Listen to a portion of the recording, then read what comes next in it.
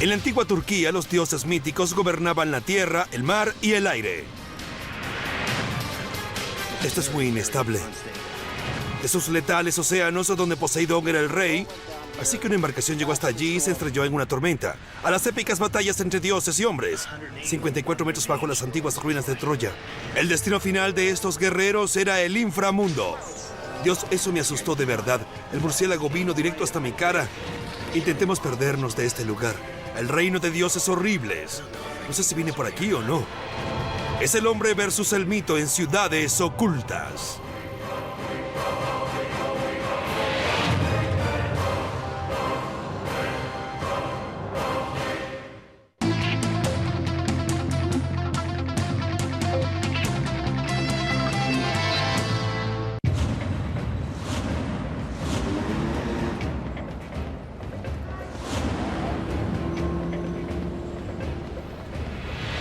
Soy Don Wildman, me encuentro frente a la costa turca en la ciudad de Bodrum. La historia de esta región está llena de famosos mitos y leyendas, como las historias de la Ilíada y la Odisea. Pero esos registros literarios corresponden a hechos o a pura ficción. Descubrimientos recientes han desenterrado nuevas pistas acerca de los misterios que aún se encuentran debajo de la superficie en el mítico inframundo turco. La más grande leyenda del mundo clásico, la historia del rostro que echó 1 millar de barcos al mar, no se desarrolla en Grecia, sino aquí, en la costa noroccidental de Turquía.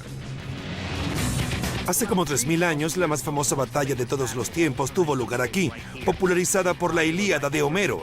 La guerra de Troya fue una lucha épica. El poderoso imperio griego se desgastó ante la fortificada ciudad de Troya por toda una década, derramando un océano de sangre sobre el pasto de las tierras. Finalmente, y de una manera muy famosa, Troya cayó, pero en el curso de los siglos venideros, su localización exacta y verdadera existencia fue seriamente cuestionada. Eso fue hasta hace poco, cuando un túnel cavado a mano fue descubierto bajo las ruinas de Troya, otorgando un giro sorprendente a la épica historia de Homero. Troya era una formidable ciudad-estado ubicada entre dos superpotencias, el imperio de los hititas al este y los micenos o griegos al oeste. La ubicación de Troya, altamente estratégica militar y comercialmente, donde el Mediterráneo se une al Mar Negro, le hacía un objetivo irresistible. Hola. Hola. Me reuní con Rustem Aslan, el principal arqueólogo de Troya. Él ha estado excavando estas ruinas por 20 años.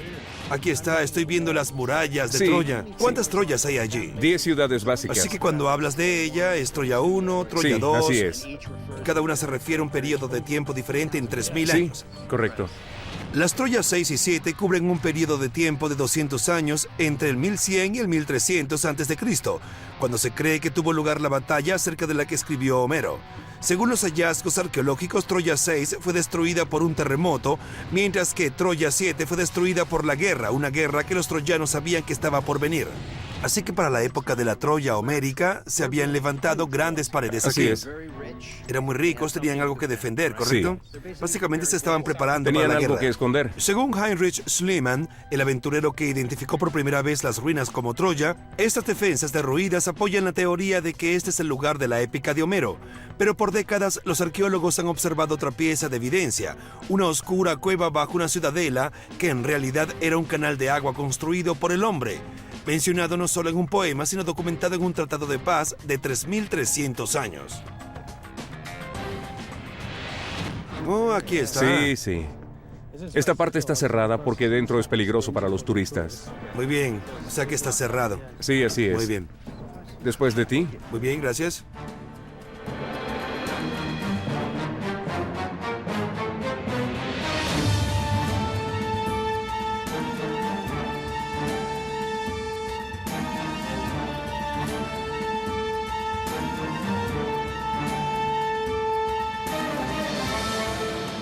Desde aquí se encuentran dos ramificaciones. Oh, ya veo, sí, claro. Ha habido un sistema de acueductos debajo de esta ciudad desde el 3000 a.C., pero cuando la guerra se avecinó se convirtió en un elemento clave en las defensas de Troya. A partir del siglo XV a.C., los troyanos rodearon su ciudadela central con murallas de 10 metros y algunas puertas más vulnerables fueron selladas. Fuera de estos muros, la ciudad inferior fue rodeada por un segundo sistema de fortificación que incluía una zanja en forma de foso y otra serie de muros.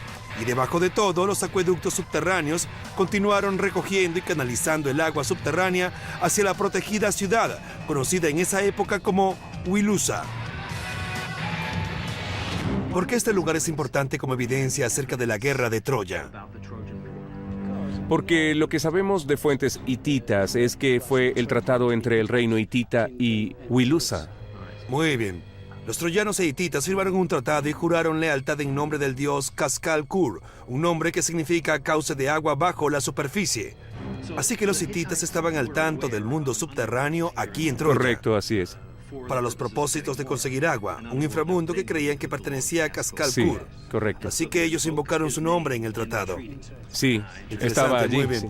No sería sino hasta 2001, miles de años después, que el tratado fuera escrito en tablas de barro, que los expertos juntaron las piezas. Así fue el acueducto del tratado de los hititas. Entonces, era la Troya homérica. Así que el caballo de Troya fue un hecho real. Es decir, ¿hay alguna prueba de ello? El arqueólogo Sí. descubrió que un terremoto afectó el sexto nivel de Troya. Sí. Y es posible que los griegos destruyeran Troya después de este terremoto. ¿Sí? Sí, muy bien. Muy bien. Poseidón es el dios responsable por los terremotos. Oh, ya veo. El símbolo de Poseidón es un caballo. Y en consecuencia así puede ser como la historia del caballo de Troya encaja en la mitología. El caballo de Troya pudo asimismo haber simbolizado el carro, la mortal fuerza de batalla griega. Estos eran los tanques de la Edad del Bronce, que destrozaban y aplastaban al enemigo. Ares, el propio dios de la guerra, entró a una batalla en una carroza teñida de sangre, guiada por una manada de caballos. No importa lo que haya causado la caída de Troya, fue este acueducto lo que permitió frenar los ataques por 10 largos años. Adentro. Oh, muy bien. Sí. Sí, ahora hay agua. No es posible ir más allá. Bueno, genial. Estamos a 1,5 metros aquí y ya hay demasiada agua. Tenemos que conseguir botas. Vamos a meternos en este túnel cavado a mano. ¿La profundidad aquí son 6 metros? Sí, a veces, a veces. 54 metros bajo las antiguas ruinas de Troya. Y está muy apretado. Estábamos bajo la ciudadela principal, en un túnel cavado por trabajadores hace 4,600 años, cuando todo el sistema de acueductos se expandió para cubrir las necesidades de la creciente ciudad en la superficie. Este pozo, mira eso. Sí, viene de la superficie y llega hasta aquí y desciende a más de 10 metros de profundidad. Oh, sí, así que estos pozos garantizaban que tendrían agua dentro de la ciudad. Sí, En el tiempo de la guerra de asedio. Sí. Entonces esto podría explicar, es decir, es una de las muchas razones, incluyendo un tratado con los Así es. hititas, por las cuales los troyanos sobrevivieron a una guerra tan larga. Tenían buenas defensas. Sí. Y tenían agua. Veo que hay un túnel increíble aquí abajo y otro por allá. ¿Puedes entrar aquí? ¿Puede alguien regresar para acá? yo estaba adentro, pero no es difícil pasar por encima de este. Muy bien, pero si trepo por aquí no me voy a morir, ¿cierto? Bueno, eso espero. Muy bien.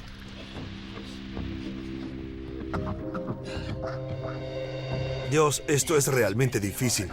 Espera, ¿me puedes dar esa cámara?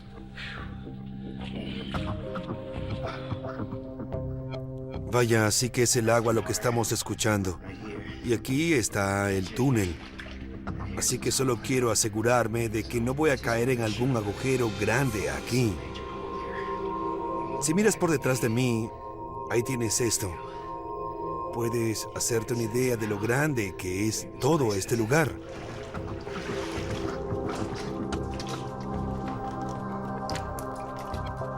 Es increíble, realmente sorprendente. Se extiende mucho más allá de lo que puedes ver. Es terriblemente claustrofóbico, pero si el agua se hace más profunda, el túnel se hace más grande y sigue hasta el infinito. Podía haber caminado por siempre, pero lo que es increíble es que está maravillosamente trabajado y aún funcional después de 3,000 años. Cuando vuelves allí ves agua corriente, cristalina y lista para ser bebida. Bueno, no la bebí. El agua aún está fluyendo bajo la destruida ciudad de Troya. Y gracias a los arqueólogos modernos y a un poeta antiguo, la historia de los troyanos ha sobrevivido miles de años después de que su hogar fue borrado del mapa.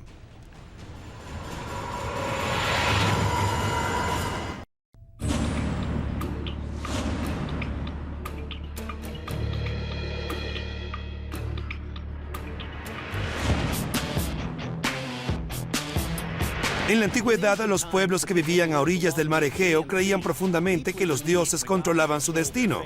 Ellos guiaban sus botes a grandes bancos de peces, creaban potentes tormentas, causaban terremotos devastadores. Los dioses desempeñaban un papel directo en las vidas de los mortales, otorgándoles fortuna y dolor o a veces causando desastres en la vida diaria. Cuando las civilizaciones alrededor del Mediterráneo dominaron el arte de la navegación, al menos desde el 35 a.C., el comercio en la región floreció. Pero cerca de las aguas abiertas, las ciudades portuarias eran susceptibles al ataque de enemigos extranjeros y bandas de piratas despiadados. Incluso con grandes fortificaciones, nada podía frenar la furia de los iracundos dioses, Poseidón y Zeus, quienes se creía que desataban monstruosas tormentas y catastróficos terremotos.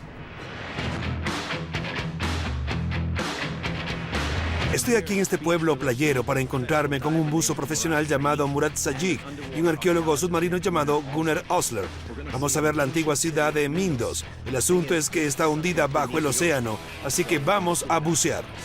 El pueblo de Gumusluk es una apacible aldea pesquera, pero hace 800 años era una concurrida ciudad portuaria llamada Mindos.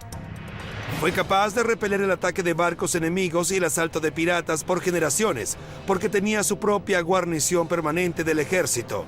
Pero en el siglo XII los dioses pueden haberse enfurecido cuando un terremoto arrasó con la ciudad y hundió el famoso puerto. Hola, ¿eres Murat? Hola, ¿cómo estás? Hola, soy Don. Mucho ¿Cómo estás? gusto. Gunnar, mucho gusto. Vamos por aquí, ¿te parece?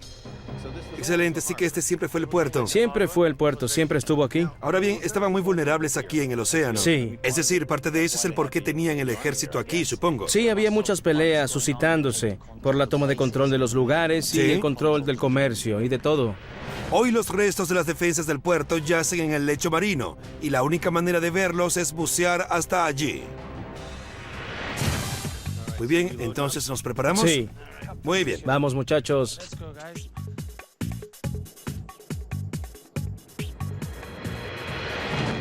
Así que esta es un área totalmente restringida. Normalmente a los buzos no se les permite descender aquí porque hay mucha historia allá abajo. Muy bien, allá vamos.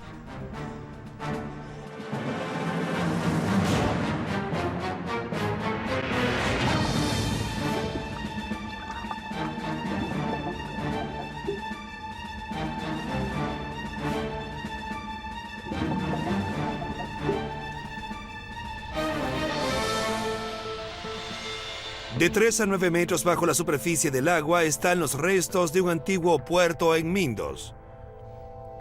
En las rocas se abrieron agujeros para sogas que una vez anclaron con seguridad a los buques comerciales al puerto. Y pese a que Mindos prosperó por siglos debido a su puerto seguro, el gran número de fragmentos de ánforas indican que podía haber habido problemas, incluso en la seguridad del puerto. Estaba viendo grandes bloques de piedra a los que puedes atarle las sogas, ¿no? Sí, Muy bien. correcto, solían atar las sogas. Correcto. Y muchos pedazos de ánforas. Mucho, sí. ¿Podría esto haber sido parte de un naufragio? Así es. Muy bien, es decir, una embarcación se hundió aquí y se estrelló en una tormenta.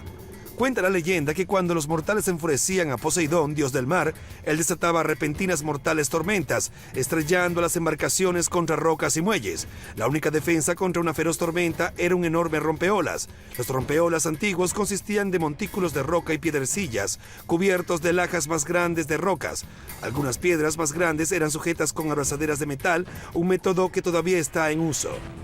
El pueblo de Mindos había hecho todo lo humanamente posible para proteger este puerto vital, y pese a las tormentas ocasionales o a los enfrentamientos con invasores, prosperó por años.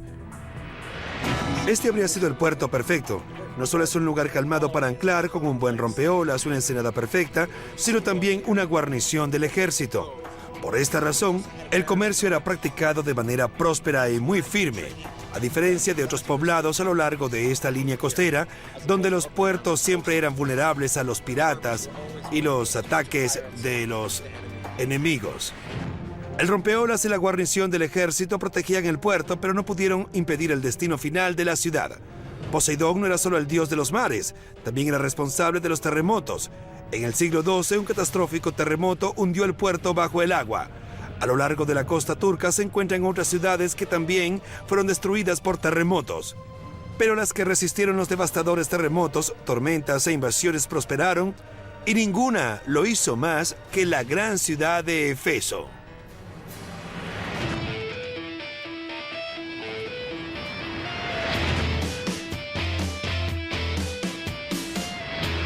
Estoy caminando entre las ruinas de Éfeso, una de las ciudades más importantes del mundo antiguo. Me reuniré aquí con Helmut Ladstatter, un arqueólogo que ha estado trabajando aquí por 5 años. Va a mostrarme algunos increíbles espacios subterráneos, incluyendo algunos que ni él mismo ha visto antes. Helmut, Hola. ¿cómo te Muy va, bien, Seidon ¿y tú? Wellman? Mucho gusto. Gusto en conocerte. Éfeso era la tercera ciudad más grande del Imperio Romano, después de la propia Roma y Alejandría. Era tanto la capital de Asia Menor como el punto final de la ruta comercial del Oriente, conocida como el Camino de la Seda. Debido a este rico puerto, la población internacional y un centro activo era la Manhattan de Asia Menor. La gente aquí disfrutaba de todos los lujos de la vida, desde una vasta biblioteca a un enorme teatro. Pero nada mostraba más la riqueza de Éfeso que el enorme y moderno baño público. Estoy viendo estas grandes estructuras aquí, pero esto no era tan vasto, ¿correcto? Sí, era el más grande baño fuera de la ciudad de Roma. ¿De verdad? Sí. Pese a que la mayor parte del centro de Éfeso ha sido excavado, los enormes baños aún no han sido tocados por los arqueólogos. Esta será la primera vez que la subestructura de los baños será mostrada en televisión. ¿Vamos a bajar? Así es. Grandioso. Muy bien. Esto es genial. Es decir, nadie hace esto. Vamos a bajar a los baños públicos del siglo I antes de Cristo. Totalmente inexplorados. Este es un descubrimiento totalmente nuevo.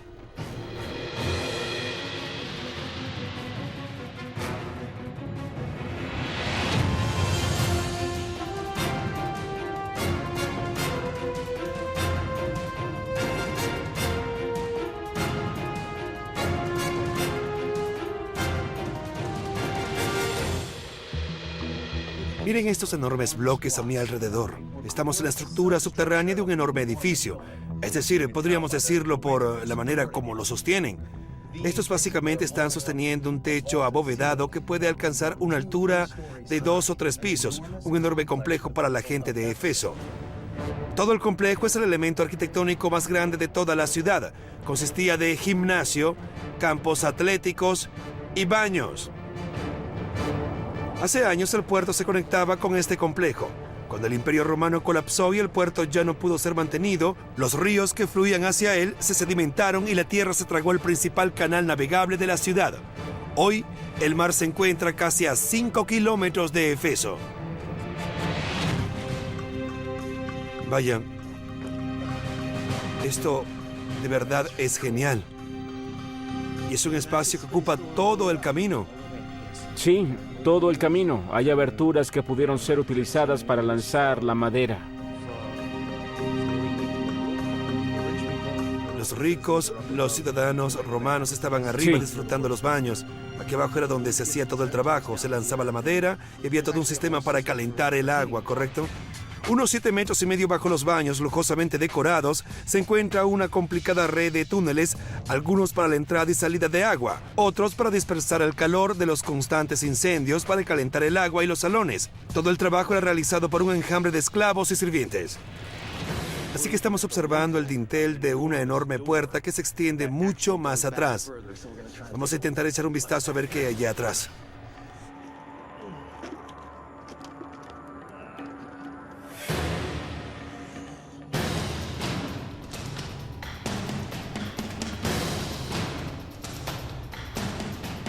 Esto es fenomenal, ¿no es así? Hay un salón tras otro. Mira todo el espacio hasta aquí. Esto debe ir hasta el otro lado también, ¿correcto? Ajá. ¿Por qué lado quieres ir? Podemos echar un vistazo aquí. Bien, esto es genial. Está bien de espacios en los que nunca había entrado. Los baños en la parte superior ocupaban aproximadamente un área similar a un campo de fútbol, y el sótano era igual de grande. Entramos desde casi el centro de un edificio antiguo y bajamos por una escalera hasta las arcadas que se encuentran debajo de los baños. Cuando el agua drenaba de arriba, fluía por estas arcadas y luego caía a la bahía. Así que básicamente todo esto estaba lleno de agua. Y ellos tienen esos enormes acueductos vertiendo agua aquí. El agua tiene que ir a algún otro lado, así que cae aquí y es canalizada como un gran sistema de cañerías. Caía al mar. Pero al mismo tiempo había gente aquí abajo cargando montones de madera para calentar el agua. Era como el interior de un transatlántico, ¿no es así? Sí, Así que hemos estado trepando, arrastrándonos y no hay final a la vista. Este es el espacio subterráneo más grande que he visto en una estructura antigua.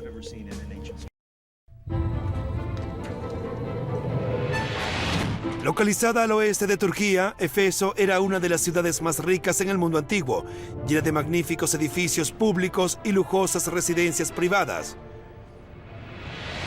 Esto era vasto, ¿no es así? La más grande estructura de la ciudad antigua eran los baños del puerto, un enorme complejo que tenía una estructura subterránea igualmente impresionante. ¿Puedo entrar allí y echar un vistazo? Puedes intentarlo. Pues andando. El arqueólogo Helmut Ladstatter ya me había llevado a las profundidades de uno de los niveles subterráneos de los baños, pero había mucho más. Desafortunadamente el espacio es muy pequeño para llevar la cámara principal y el resto del equipo, así que me meteré en estos corredores solo y veré qué tan abajo llega esto. Intentemos entonces perdernos en este lugar, amigos. Los baños alguna vez estuvieron realmente cerca del puerto y el nivel del sótano era un enorme área abierta que servía para calentar el agua y los salones, así como para drenar los baños de arriba. Pero tras años de acumulación de sedimentos de los ríos antiguos, el puerto no solo se movió casi 5 kilómetros hacia el oeste, sino que el sótano ahora estaba lleno de tierra casi hasta el techo. Esta podría ser la máxima área subterránea. Honestamente, simplemente porque es interminable. No sé si vine por esta vía o no sé nada. Este enorme complejo subterráneo habría estado lleno de un ejército de esclavos. En tiempos de los romanos, hasta 30% de la población de una ciudad como Éfeso era de sirvientes cautivos. Este era su oscuro, frío y húmedo inframundo, el espacio de trabajo bajo la superficie para beneficio de los más ricos ciudadanos. Al verlo nos damos cuenta de lo complicado que realmente es construir algo como esto. No tenían bombas, no tenían generadores, no tenían ningún aparato electrónico que pudiera ayudarlos a mover esta agua. Estamos hablando de más de 2000 años atrás.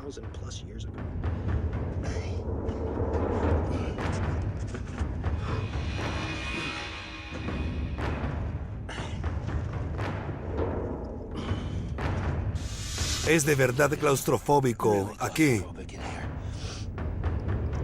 No hay mucho aire, así que lo mejor es que salgamos de aquí. El inframundo de Éfeso, al igual que el de la mayoría de las grandes ciudades de hoy, como Nueva York o Tokio, fue planificado desde el principio. Su infraestructura se construyó anticipando el crecimiento de la ciudad, y al igual que en la Gran Manzana, sus residentes vivían en el corazón del centro, en departamentos altos construidos con ingeniería ultramoderna. Esta de aquí es la parte principal del pueblo, ¿correcto? Así es. ¿Y qué estoy viendo de este lado? Como estamos viendo ahora, es una ínsula, es un área residencial ¿Entiendo? donde vivían los ricos, la alta sociedad, Sí. porque era el propio centro de la ciudad. Ínsula era la palabra en latín para un edificio de departamentos, pero las ínsulas en esta parte de Éfeso eran más como los penthouse de Park Avenue que departamentos de edificios pequeños. Gracias. Estos lugares eran enormes y caros para vivir, ¿no? Sí, los Sí. apartamentos grandes, Sí. con bellos mosaicos y frescos, para que podamos imaginarnos qué tipo de gente vivía allí. Sí. Vaya, sorprendente. Qué locura. Es un gran lugar para vivir. Precioso. Estas villas estilo unifamiliares fueron originalmente construidas en el siglo I a.C. y su decoración era muy elaborada, pero debajo de los pisos de mosaico se encontraban las entrañas del edificio, una subestructura que rivalizaría con los modernos penthouse de hoy en día. Y como cualquier metrópolis moderna, la clave de la planificación de esta ciudad era sacar el agua sucia y dejar entrar el agua limpia. Así que cada una de estas ínsulas, estos departamentos, estos complejos, tenía su propio sistema de drenaje. Así que uno de estos túneles está en ambos lados de este. Había otro con la misma distribución y todos vertían el agua en un drenaje central, como una ciudad moderna. Así es. Básicamente, así que esa era la Muy cañería bien. allá abajo. Creo que voy a bajar. Sí. Bien.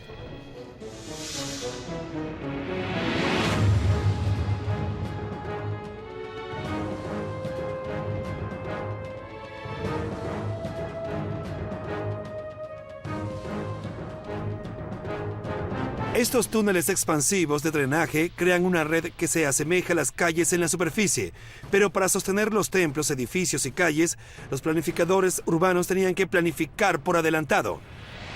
Así que estamos en un túnel antiguo utilizado para propósitos modernos, ¿correcto? Es genial pensar que esto está haciendo dos cosas al mismo tiempo, sosteniendo esta pesada estructura encima de nosotros y al mismo tiempo como canal de drenaje subterráneo. Es decir, ellos pensaron de manera compleja acerca de la planificación urbana. Cuando ¿Es así? construyes tal estructura, tienes que pensar que toda la ciudad puede agrandarse. Y de este modo tienes que pensar en dimensiones grandes. Estoy escuchando un grupo de turistas que va transitando encima de mí. Ellos no tienen idea de lo que está aquí abajo, de lo que realmente recorría a la ciudad, los túneles utilitarios, los sistemas de cañerías estaban aquí abajo. El sistema de drenaje integral mantenía alejadas de las propiedades de la superficie las inundaciones y enfermedades que azotaban otras ciudades portuarias. Pero llevar agua dulce a la ciudad resultó un reto mucho mayor. Efeso ya contaba con una enorme librería, incontables templos, edificios de departamentos de 3 pisos y en el centro de la ciudad un enorme teatro excavado en una montaña y construido con la caliza extraída. Fenomenal. Vaya, este es un enorme teatro, ¿no? ¿Cuál es la capacidad del lugar? Según lo que sabemos, entre 25.000 y 30.000 personas podían sentarse aquí. Vaya, así que es todo un complejo, como un estadio moderno. Veo túneles por allá, ¿esos llegan hasta la parte de atrás? Sí, este acueducto viene de esta parte de la colina, atraviesa el teatro y luego se dirige hacia la biblioteca. Sí, ya veo. Así que ellos tuvieron que planificarlo todo alrededor de esta infraestructura. Es una ciudad enorme y al igual que en las ciudades modernas, necesitarías mucha infraestructura para abastecerla. Esta es el agua.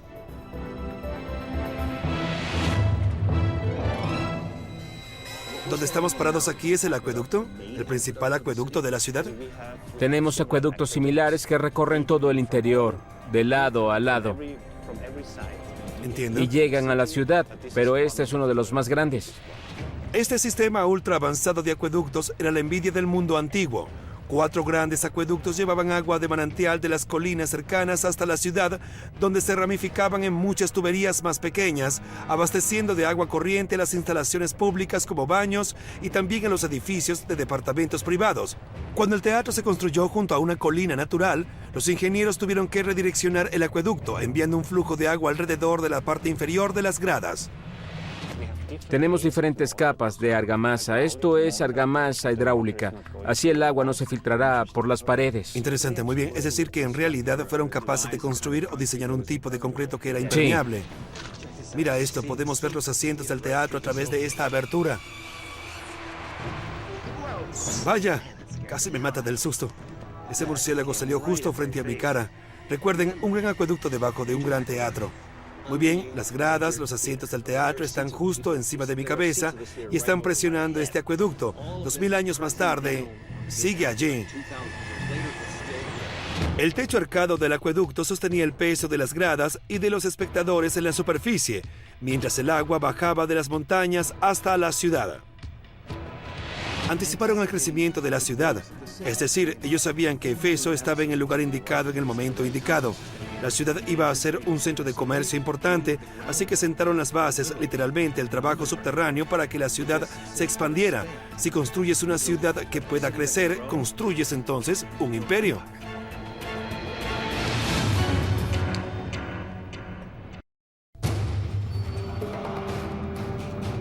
A medida que los imperios antiguos como Grecia y Roma se hacían más ricos y poderosos, experimentaron una explosión de ingeniería, tecnología y medicina. Pero incluso estas civilizaciones avanzadas se inclinaban ante el poder de los dioses.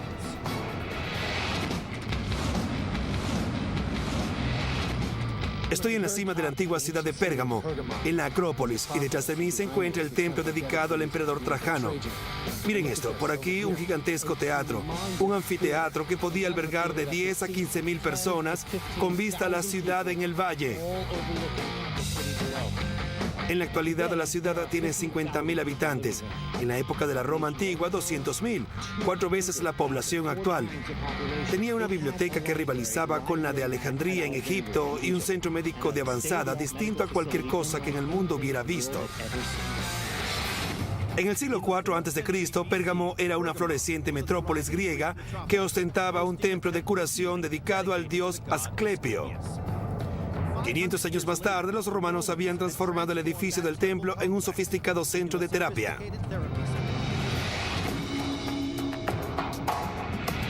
Me reuniré con Elvan Osvay.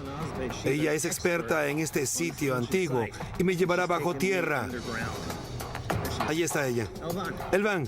Hola, ¿cómo estás, te va? Don? Estoy muy bien. Gusto en verte. Gusto en verte también. En el oscurantismo, siglos después de que las instalaciones en Pérgamo fueran abandonadas, se pensaba que los enfermos mentales estaban poseídos por demonios. Los médicos les abrían agujeros en el cráneo para permitir la salida de los espíritus malignos. Otros creían que el desbalance en los humores o fluidos causaba problemas psiquiátricos. Así que a los pacientes se les prescribían sangramientos, purgas y hasta sexo. Pero los métodos utilizados por los médicos sacerdotes de Pérgamo eran mucho más avanzados y muchos son todavía utilizados como base para terapias modernas. El centro de tratamiento de Pérgamo pudo haber sido el más famoso y más avanzado de todo el mundo antiguo. Dormían por allá, tenían habitaciones especiales y lo más probable es que les dieran hierbas especiales para ponerlos a dormir. Sí. Porque la confianza usualmente se depositaba en los dioses. Sí. Así que mientras dormían tenían sueños. Los dioses les decían qué tipo de cura sería necesaria y con esa idea se despertaban. Y todavía somnolientos, iban por esos túneles y entraban al centro de terapia. Ya veo, así que el túnel estaba El por túnel acá. estaba justo aquí. Así escucha el agua. Así que hace 2000 años hubiera caminado por este túnel en busca de la medicina más avanzada de la época.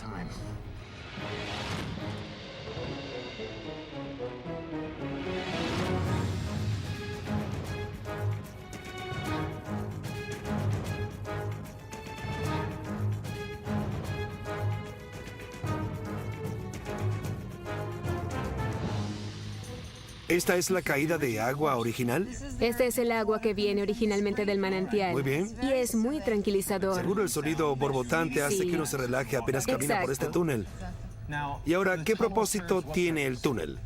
Bueno, en primer lugar, proteger de la lluvia y del sol. Pero si notas estas aberturas allá, Claro. como el paciente estaba un poco dopado, podía oír las voces de los doctores susurrándole que sería curado. Muy bien, Ellos así que... simplemente caminaban Sí. aquí adentro, escuchando el sonido del agua y las voces de los doctores. Los pacientes caminaban por este oscuro túnel en un estado de conciencia alterado, inducido por las drogas, mientras los médicos les susurraban mensajes subliminales desde arriba. Todo el complejo del Asclepión incluía grandes salones con espacios especiales para curas de sueño y un teatro con capacidad para 3.500 personas, donde los pacientes asistían a representaciones, música en vivo y conferencias como parte de su terapia. Otros tratamientos que siguen vigentes hoy en día incluían baños de fango e hidroterapia. En el centro de todo, el templo proporcionaba la protección y el poder curativo del propio Asclepio. Asclepio era el hijo bastardo de Apolo, pero fue criado por criaturas llamadas centauros, quienes lo instruyeron en ciencia y medicina. Asclepio se hizo tan diestro en las artes médicas que se rumora que podía resucitar a los muertos. Furioso porque un mortal se estuviera inmiscuyendo en sus sagrados dominios, Hades, dios del inframundo, exigió a Zeus que lo atacara con un rayo. Al final, el propio Asclepio se convirtió en dios. Los centros de tratamiento dedicados a él comenzaron a surgir en todo el mundo antiguo, pero este era el más avanzado de su época. Y uno de los más famosos médicos de la historia, un hombre llamado Galeno, practicó la medicina aquí. Él fue educado aquí en Pérgamo. El bombeo del corazón y la circulación de la sangre en las venas y la dirección fueron demostrados por Galeno Muy bien. y se utilizó después de su época. Antes de Galeno se pensaba que algo más corría por las Sí, venas. que el aire corría por las venas. Muy bien, así que él lo cambió todo y sus logros lo llevaron, pues... Él es una figura muy importante para la medicina. Claro, Es decir, después de Hipócrates, sí. él es el segundo que hay que recordar. Imagínense que yo fuera paciente aquí, hubiese caminado por aquí después de haber sido tratado por un potente remedio herbal en el dormitorio. Así que mientras voy caminando en este estado mental medicado, voy arrastrando los pies, escuchando a los médicos sacerdotes en cada una de estas aberturas, susurrándome afirmaciones. Y yo pienso para mis adentros, en mi estado alterado de conciencia, que quizás son los dioses los que me hablan. Esto tiene un efecto notable en la gente. Después de 1 o 2 semanas, me siento realmente mucho mejor.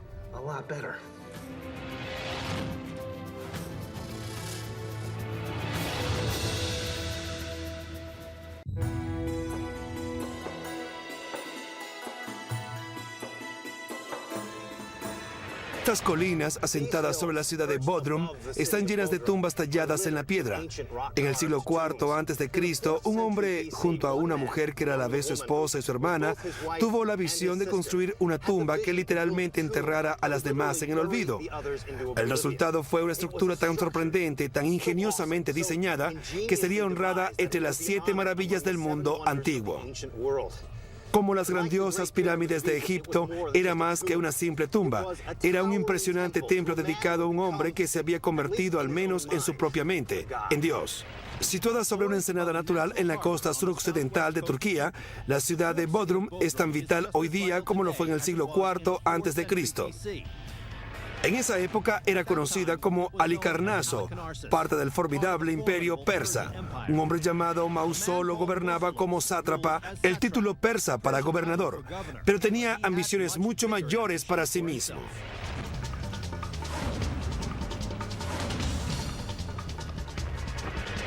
Uno apenas puede pensar que en este humilde vecindario turco se encuentre una de las 7 maravillas del mundo antiguo, pero no lejos de aquí se encuentra la tumba de Mausolo. Y me reuniré con Elvan Osvay, quien me mostrará este lugar famoso en todo el mundo y lo que hay debajo de él. Elvan, Hola. buenos Muy días, bien, ¿cómo ¿y tú? estás? Así que este es el lugar, ¿no? Aquí fue donde se erigió el edificio. Muy bien, debió ser una tumba impresionante esencialmente, ¿no? Así es. Este edificio de fama mundial, erigido aquí hace 2300 años, fue completamente destruido por un devastador terremoto en el siglo XIII.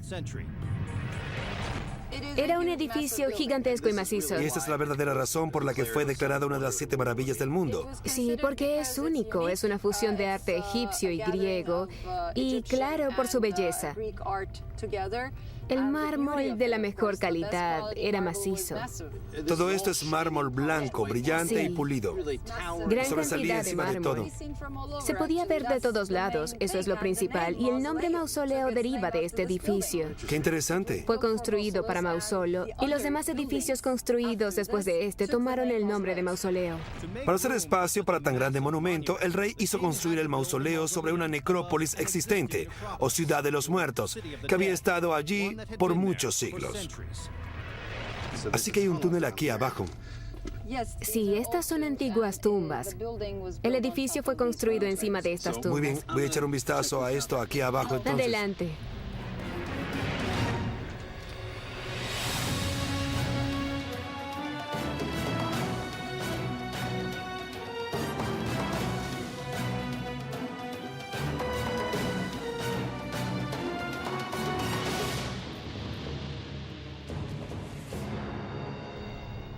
Ahora bien, estos son túneles cavados a mano. Sí, lo son. Cada salón está conectado a los demás a través de estos túneles. Las familias o los conocidos usaban estos túneles para estar conectados de algún modo. Así que fueron cavados específicamente para conectar.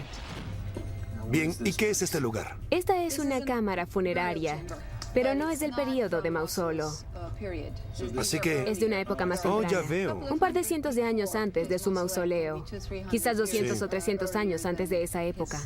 ¿Y quién podía estar enterrado aquí? Individuos o familias, depende. Han encontrado los huesos, pero no saben de quiénes Muy bien, son. han sido robadas. Ni idea, pero estas han sido robadas.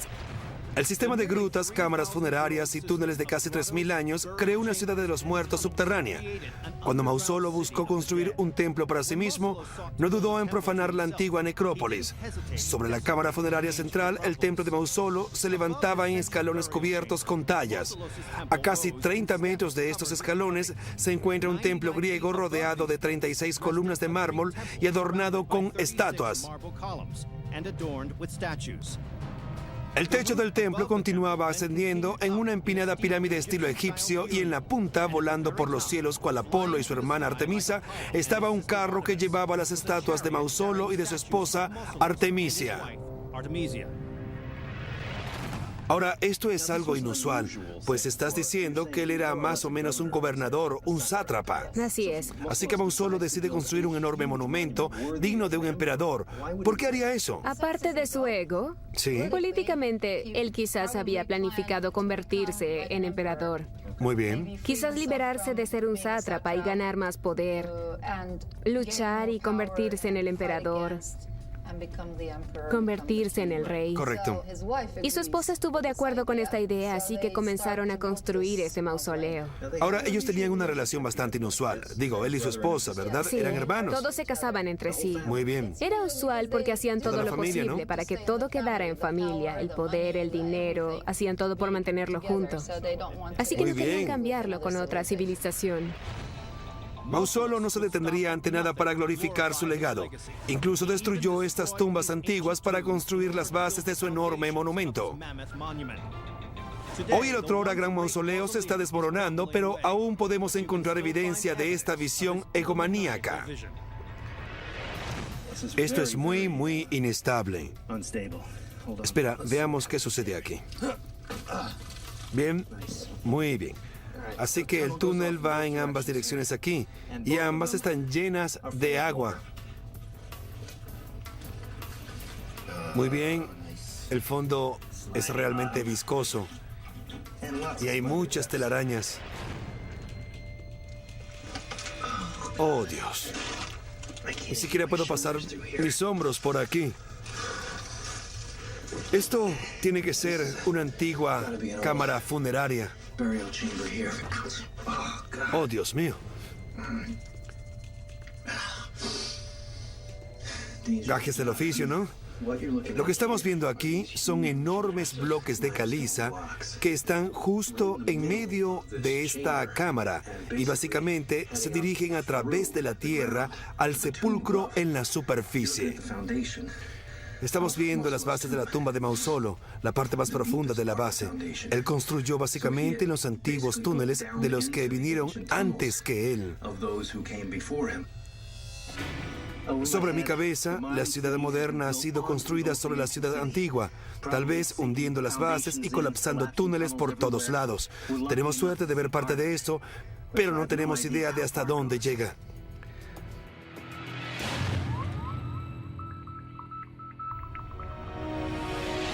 Derramamiento de sangre y caos, genio, ambición y tiranía.